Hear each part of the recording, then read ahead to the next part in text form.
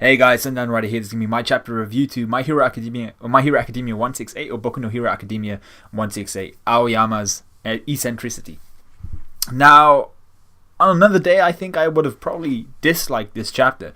It was just one of those things, I really don't like the filler type chapters, but this chapter was, I liked it. It was pretty funny, and it was kind of a happy, and it was less. There were less things going on, so we didn't really have too much to concentrate on, not too much information coming in, and we really need to see the kind of cool down period for the students of UA after the whole Yakuza saga. We had Naitai dying, wound up dying. We had a young up and coming hero, and like really an icon for these younger heroes, someone to look up to, an aspiration kind of thing, or an inspirational hero. An up-and-coming hero anyway, who lost his quirk, and essentially his quirk died right in front of him. So that's kind of almost like two big deaths essentially over this last arc. And so yeah, we really needed a cool down kind of period. And I'm hoping this chapter is like just one of few, or just the one that is serving as kind of like this cool down. So essentially what it was we had Aoyama at the end of last chapter. He's just chilling on the veranda outside Deku's room, and Deku obviously notices him. He's like, what the hell are you doing outside my room? So, and then the French Aoyama, because, if he's French, he's gotta love cheese, That's just the way it is, and if you're British, you gotta have bad teeth and all that. I don't even know what the other British stereotypes are, but if you're French, it's gotta be cheese, bro. So, so the French Aoyama laid out some cheese to make the Chinese characters for the words "I know," and I was like, that's cool, but what does he know?" So like that's essentially what the reaction was. That's what Horikoshi wanted. The audience is all riled up, and I was like, "Shit, what does Aoyama know?"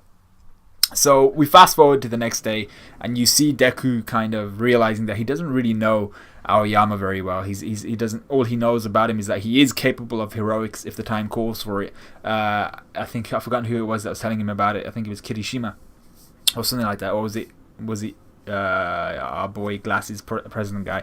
But so all he really knows is that he is capable of heroics should it come to it, and he's a free-spirited guy, but he doesn't really know much beyond that. And so then we come to the scene where it's Mineta, Kaminari, and the girls, and I really love this scene. It's pretty funny because the Mineta and Kaminari are like, they're just talking and shit, and then the girls are like, "Oh, we'll form a team when we're older," because they hear of this key point that I'd like to mention of heroes forming pro teams. And then Mineta and Kaminari are like, "Hey, what about us?" And they're just like, "Nah, you wouldn't fit with our team." And they're just both broken. So I was like, that's pretty funny. But the key point that I'd like to make is that pro heroes are starting to build teams, or it seems like Mount Lady at least, and the other two heroes who were mentioned, like it was that wooden guy and another guy. They are making teams. These S-class heroes essentially. So the heroes which aren't really S-class at this moment in time. This is almost starting to sound like One Punch Man. They're forming pro teams, and it's essentially due to the increased crime rate and the strength of these villains, especially with the villain association. It was a villain association, wasn't it? No, you know what I'm talking about. I think it was. I'm confusing this with One Punch Man now because of the Monster Association and stuff. But essentially, the League of Villains. That was it. Because of the League of Villains and their influence and how they've influenced the crime rate and stuff like that, and because of the strength of the people, they're starting to form these pro hero teams. So the hero environment is beginning to change in response to the crime environment, and they're starting to cover each other, these heroes. So in order to grow and in order to live, you have to evolve. So that's essentially what we're seeing here. I also loved seeing Kirishima's drive to succeed and to improve, but his wording could have been a bit better. And I liked seeing Sato point that out. He's like, you want them to start wailing on you, It's like that innuendo. So I was like, okay, that's pretty funny. And then I also really liked how Bakugo, continuing to show that development and that character, checks up on Deku, and he's like, have you improved? Have you furthered yourself at all? And Deku being Deku, even though he has improved and he hit 20%, even though it was without full control, he says, "Nah, I haven't really improved." So anything that's not perfect for Deku, if I can't control 20% perfectly, it's not an improvement, which is technically correct. But he did still hit 20%. It's like if I hit like 200 kg on the deadlift or something. If it was with good form, and then after that I couldn't do another rep, it's still a new PB, I just can't do another rep, and that's something I need to work up to. So yeah, I was like, you've still made progress, just calm down a bit, So Bakugo kind of reminds Deku, like, remember what your goals are. And I was just like, what a nice guy. He's being a nice guy here. So then we have Aoyama coming, like telling us exactly what it is that's going on.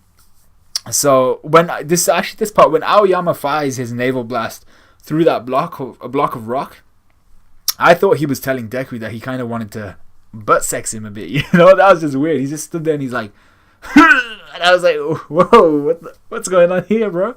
So I was like, okay, this is getting a bit weird. And then it turns out that Aoyama just noticed that our boy Deku was like him in the sense that their quirks negatively affect their bodies, and that their quirks aren't really quirks which are good for their bodies, essentially. So their bodies don't match their quirks, i.e. Aoyama, his quirk hurts his stomach and stuff like that. It looks like it hurts him quite a large amount. And Deku, obviously, we've seen the scars and we've seen exactly what it's done to him. He's broken bones, broken everything, and because he can't contain his quirk. So I was like, okay, that's cool, but is that all Aoyama had? You know, that was just it. So, and he did actually, his quirk when he's using his naval cannon thing, he does carve something into that block of rock, which is il faut se méfier de l'eau qui dort, which is now that part I was like, sorry if I butchered that in French. I studied French for like a few years back in secondary school, but I'm not good at it at all.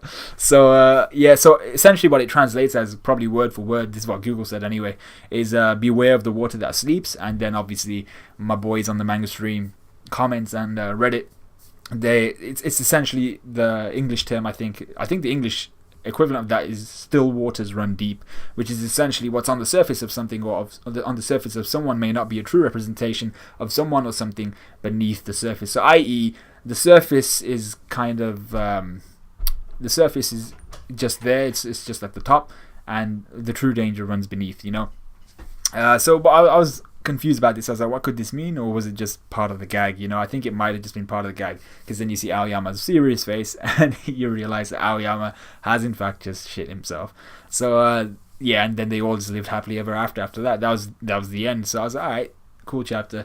I didn't really think too much went on, and we didn't really learn too much. Aoyama was not the traitor or anything like that. His serious face at the end, everyone was commenting on like maybe he still might be the traitor or something like that, but I'm just like, nah, I think that was it. It just wanted to have that gag. Horikoshi just wanted to put in that gag of him shitting himself, and that's it. GG, we're done. So yeah, let me know what you guys thought. Like, comment, subscribe, all that good stuff, and I will see you guys in like an hour or so when I release my Nanatsu no Taizai review. Then tomorrow it should be One Piece, and then the day after on Saturday it should be the One Punch Man chapter, right? I've missed out and I've been planning to do for like a week. So yeah, let me know what you guys thought, all that good stuff, and I will see you guys in like a tiny bit. So see you then.